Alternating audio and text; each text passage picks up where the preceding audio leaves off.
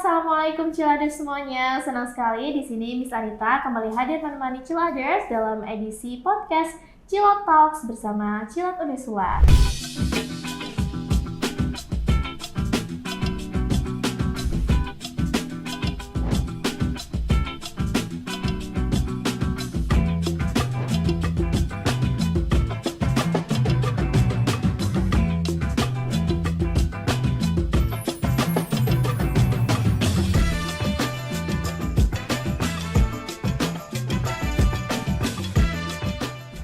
Nah, di podcast ini kita akan membahas beragam informasi menarik seputar bahasa dan budaya internasional. Telah hadir di sini narasumber kita, yaitu sukarelawan dari Prancis yang mengajar bahasa Inggris dan juga bahasa Prancis di Cilot Unisula nih, Ciladers. Kita akan mengulik lebih dalam mengenai profilnya dan juga pengalamannya di bidang bahasa dan mengenal lebih jauh tentang budaya Prancis. Seperti apa ya? Nah, kita lanjut saja nih, kita kenalan dulu sama Miss Lor-An. Hello Lor-An, how are you doing today? Fine, and you? I'm doing great, thank you. So, first of all, could you please give a brief introductions to the audience about yourself? Yeah, I can do it. So my name is Lor-An, but all the people just call me LA because it's more easier to call me like this. I'm 26 and I come from France and I am a volunteer in Chilab. Okay, so her complete name, nama lengkapnya Lor-An. Lor-An. Lor-An, but her nickname, nama panggilannya adalah LA ya, singkatan dari namanya LA. So LA, you, how long have you been here in Indonesia? 4 months. 4 months ya, 4 bulan nih teman-teman Ciladers. Jadi Miss Lor-An ini sudah di Indonesia selama 4 bulan. And is it your first time in Indonesia, right? Yeah, my first time. Okay, first time. When you first time coming here in Indonesia, what was your first impression about the country? I just arrived in Jakarta and for me it's very hot, panas. Panas, Yeah. okay, panas ya. First impressionnya panas katanya Ciladers ya. Jadi baru 4 bulan datang ke sini, pertama kali ke Indonesia dan pengalaman atau perasaan pertama kali yang dia rasakan tentang Indonesia adalah panas sih Ciladers. Emang panas sih khususnya di Semarang ya, especially in Semarang it's very hot, right? And then talking about your experience, you are coming here to do volunteer, right? Yeah. And what was your motivation to do the activity of the project of volunteering? I don't know what I have to do after my study and after my work, so I need to just leave my comfort zone and just go to Indonesia. Oke, jadi alasan atau motivasinya untuk jadi volunteer atau sukarelawan di Indonesia ini adalah untuk ingin keluar dari zona nyaman ya. You want to go out from your comfort zone, trying new things and exploring new countries ya, dan namanya explore negara baru begitu ya, Ciladers ya. And why is it Indonesia? I don't know. I know nothing about Indonesia, only Bali, like European people. So I want to discover the culture, the food, the people, and that's it. Okay, so you choose Indonesia because you are curious and want to know more about the food, the culture. Yeah. Before, maybe Indonesia is only famous about Bali. Many people know about that's all. Bali, right? Ya, jadi teman-teman biasanya kalau Indonesia itu kan terkenalnya tentang Bali ya. Jadi dan Miss LA ini pengen tahu lebih dalam tentang Indonesia nih, khususnya terkait dengan kota-kotanya mana aja, kemudian budaya dan juga makanan tradisionalnya. Makanya Miss LA ini memilih untuk melakukan project volunteering di Indonesia. Okay, talking about your experience here, 4 months living in Indonesia and 2 months in Semarang, right? And have you experienced such kind of like culture shock when you were staying here? Yeah, a lot of culture shock, but I think the strongest one is some people just believe in ghosts and don't want to just hiking in the mountain. Some people say that to me, and in France it's impossible. So people just don't believe to the ghost. Oh, ghosts, yeah. People in Indonesia like they believe in ghosts, that the ghosts exist, and they are afraid of doing something because of the ghosts. For example, like hiking mountains. Okay, jadi salah satu culture shock atau mungkin apa ya yang aneh gitu ya bagi Miss Ellen tentang Indonesia adalah masyarakat Indonesia itu percaya sama hantu nih teman-teman ya, karena banyak banget juga ya sekarang film-film horor, dan itu membuat kayak kita takut melakukan sesuatu atau aktivitas. Salah satunya mitos nih gak boleh naik gunung karena ada hantunya gitu ya, because like in mountains kayak some kind of like mystical thing can happen, right? Ya, jadi kayak banyak kejadian mistis yang ada di gunung-gunung gitu ya. Padahal kalau di luar negeri itu ya ini naik gunung ya udah naik gunung aja, have fun, gak ada hal apa ya yang perlu ditakutin gitu ya, utamanya tentang hantu gitu. Okay, and then talking about your culture experience in Indonesia, have you seen or experienced something that really surprised you at the beginning, but now it feels normal for you? Yes, some people just take the motorbike for just 2 minutes or 1 minute. In France, you just walk. So for the first, I just saw that and I'm surprised. But now I just take motorbike always when I go to the work, to other place. Okay, so jadi apa ya, salah satu hal juga yang mengejutkan buat Miss Ea, tapi sekarang udah normal, katanya orang Indonesia tuh pergi cuma jarak 2 menit aja harus naik motor ya, karena kita malah jalan kaki ya Ciladers ya, jadi kayak kemana-mana naik motor walaupun jaraknya itu dekat ya. But sekarang Miss Ea juga terbiasa ya to ride the motorcycle, just like going to the near place. Because maybe because of the weather is hot, so we are lazy to walk, right? Yeah, I understand now because when I walk it's too hot always. Iya, itu ya. Akhirnya Miss Ella juga ngerasain gitu, ternyata kalau jalan kaki dan cuacanya panas, apa ya, ini ya sangat melelahkan juga gitu. Jadi kayak paham kenapa sih orang Indonesia tuh suka naik motor walaupun jaraknya deket gitu ya Ciladers ya. Okay, now talking about food, you have been living here and trying various kind of Indonesian food. What was your favorite? I like sate ayam and soto ayam. Yeah. Sate ayam dan soto ayam ya. Okay, emang enak sih. Like the peanut sauce and the grilled chicken, it's really good. And then soto ayam with the soup and noodles. Yeah, it's a very meal, it's a comfort meal that you can eat every day. Jadi makanan favoritnya adalah sate ayam dan juga soto ayam gitu ya.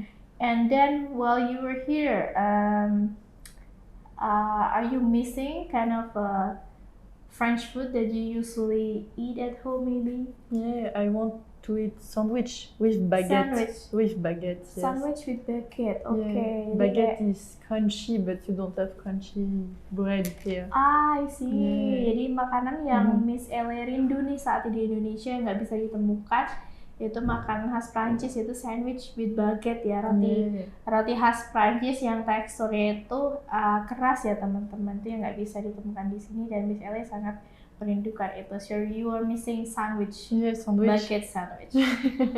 Is it delicious?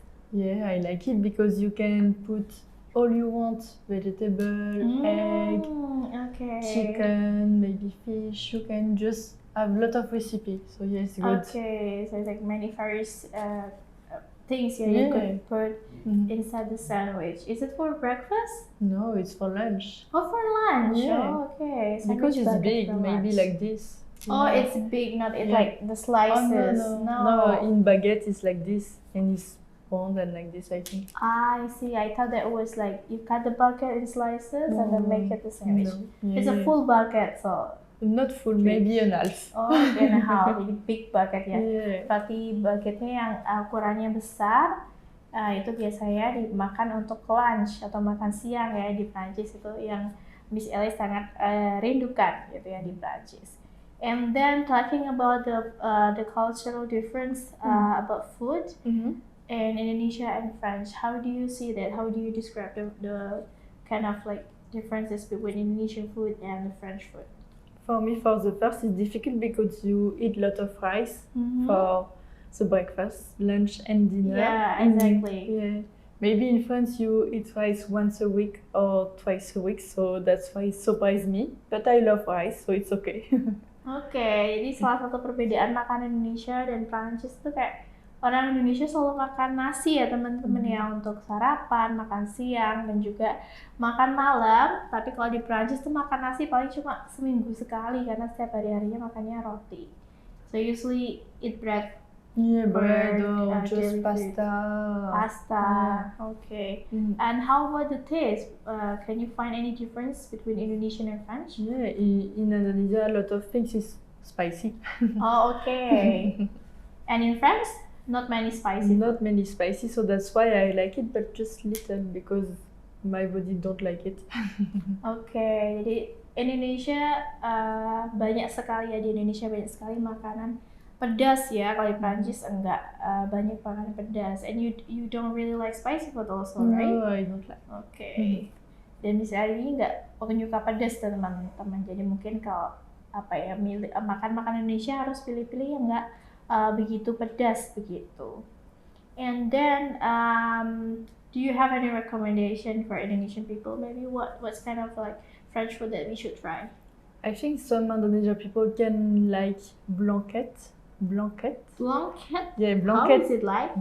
Blanquette de veau, it's Blanquette. a mix of vegetable like Mhm. carrot, mushroom, potato, Mhm. and you have some meat like veau. I don't know in English, but beef. And after you have a sauce with cream, and after you can eat with rice. So I think some Indonesian people can like it. Oke, nah itu teman-teman, jadi rekomendasi makanan khas Prancis yang bisa dicoba atau harus dicoba orang Indonesia adalah what is it name? Blanquette. Blanquette. Yeah. Blanquette itu katanya campuran sayur-sayuran, kentang, terus wortel sama daging dan bisa dimakan pakai nasi. Nah, mungkin nanti kita kasih gambar ya gimana sih blanquette itu, how does blanquette look like, yeah. So maybe we can find or try to make the recipe. Yeah. Okay. Now we're gonna move to something that you maybe like the most, yeah. Okay. From your experience in Indonesia so far, what do you like the most about Indonesia? I like the most is the people. People are just always kind, smile, and always happy, I think. Okay, so jadi yang paling disukai dari Indonesia itu adalah orang-orangnya katanya Ciladesia, karena orang-orang Indonesia tuh sangat ramah dan suka senyum dan juga likes to help, right? Ya, dan suka membantu gitu. Jadi yang paling disuka adalah orang-orangnya gitu ya. Aside from maybe the food, also the culture also, right? Ya, selain makanan dan juga budayanya. And then is there any kind of like cultural things that you find it interesting or unique in Indonesia? I don't know. No, I don't know. I don't really know. So a lot of people just respect a lot religion. In France, it's not the same. You have some group of person do the same, but in Indonesia, it's very good. Oh, okay. So it is related to religious things, ya. Jadi salah satu hal yang menurut Miss Ele unik itu adalah kehidupan keagamaan di Indonesia ya, yang banyak melakukan praktik keagamaan gitu ya, beribadah dan beragam agama yang ada di Indonesia. Sementara di Prancis itu nggak banyak praktik agama yang bisa dilihat di publik seperti itu. Kemudian and then we gonna move to talking about the learning languages. So as we know that you are also teaching French and also English here at Semarang at Unisula. So how do you see the participants or the students learning French and English? For me, it was a very good experience because it's my first time to teaching. But I think all the people just want to just learn another language and do their best always. So I like it. Okay, they're really curious to learn the Yeah. language, right? And Mm. also improving their Mm. potentials and competencies of Yeah. speaking the language, right? Which one do you see more difficult, teaching French or teaching English? And maybe teaching French, because French is my first language, but it's difficult for me to teach because it's difficult to learn, and I'm not a teacher, so that's why you have a lot of conjugation, grammar, and vocabulary. And when some people ask me, sometimes I just say, I don't know, it's like this. Oke, itu ya teman-teman ya. Jadi memang dari pengalaman Miss Ele mengajar bahasa Prancis dan bahasa Inggris, mana nih yang lebih sulit untuk diajarkan? Katanya bahasa Prancis ya, karena walaupun Prancis itu bahasa ibunya sendiri, tapi untuk mengajarkannya itu nggak semudah itu ya. Kadang karena mungkin ada pertanyaan yang mungkin sulit. Nah, di sini kan karena bahasa ibu ya, kadang kita nggak tahu kalau alasannya kenapa ini harus begini, kenapa harus begitu ya. Karena memang sudah kebiasaan seperti itu gitu. Jadi mungkin alasan ilmiahnya nggak tahu gitu ya. Karena juga a lot of how do I say, complicated thing in France, right? Like gender. Yeah, for me it's okay because it's my first language, but if I have to explain, it's difficult because I don't know. Ya, karena tadi banyak hal-hal yang rumit gitu ya dalam bahasa Prancis, kadang sulit untuk menjelaskannya begitu. And then you also learning Indonesian, right? Miss LA also learn Indonesian. And from your experience learning Indonesian language, what was maybe the most difficult part for you? The most difficult is just for understand other people, because I can speak, it's okay. If I have question or just speak with each other, it's okay. But some people ask me, it's difficult to just understand for me. Oke, jadi Miss El ini kan juga belajar bahasa Indonesia ya teman-teman ya. Dan kata beliau kesulitan dalam belajar bahasa Indonesia itu adalah dalam berkomunikasi langsung dan juga memahami lawan bicara. Karena saat Miss El mungkin bisa nih ngomong bahasa Indonesia secara lancar dan pelan, tapi ketika orang Indonesia menjawabnya dengan cepat atau dengan bahasa yang nggak formal, itu mungkin Miss Ele kesulitan untuk menangkap artinya ya. So when we are like speaking too fast or using like informal languages that you might not familiar with it, you cannot get what they say, right? Yeah, that's yeah, I know that will be really difficult. And then is there any Indonesian word or expressions that you find it interesting or like your favorite? I like when Indonesian people just repeat the same word like kupu-kupu, sama-sama, or something like that. I like it because it just looks like cute. Oke, jadi kata-kata bahasa Indonesia yang menurutnya misalnya menarik itu adalah kata-kata yang diulang-ulang ya, atau pengulangan dalam bahasa Indonesia. Contohnya kata kupu-kupu, sama-sama, kura-kura, dan sebagainya. So, a lot of repeating words yang menurut Miss Elia itu lucu kalau kata diulang-ulang gitu. Okay, and now we're reaching to the end of this podcast. I still have 2 more questions for you. The first one is you were also a teacher and also you also learn in other languages. So from your experience, what message or advice that you could give to maybe Indonesian who are eager to learn international language? I think it's very important to just learn another language. If I don't speak English, I can't be here. And if I just don't learn how to speak Indonesia, I can't just be in the culture and just move to other people. So that's why I want to share and just keep going, and you can do your best when you just learn another language. Oke, jadi itu ya teman-teman ya pesannya. Pesan dari Miss Ele untuk teman-teman yang ingin belajar atau sedang belajar bahasa internasional. Kenapa sih penting untuk belajar bahasa asing? Karena kalau kita nggak belajar bahasa asing, kita nggak akan kemana-mana gitu. Kalau Miss Ele nggak belajar bahasa Inggris, dia nggak akan bisa ke Indonesia, ke negara lain gitu. Karena penting banget bahasa internasional ya, ini digunakan untuk komunikasi dengan beragam latar belakang di seluruh dunia. Jadi teman-teman yang pengen belajar atau sering belajar bahasa Indonesia terus belajar, karena dengan belajar bahasa internasional nanti teman-teman bisa membuka kesempatan yang lebih luas untuk bisa go internasional. Okay, the last question is if you could describe your experience in Indonesia in one word, what would it be?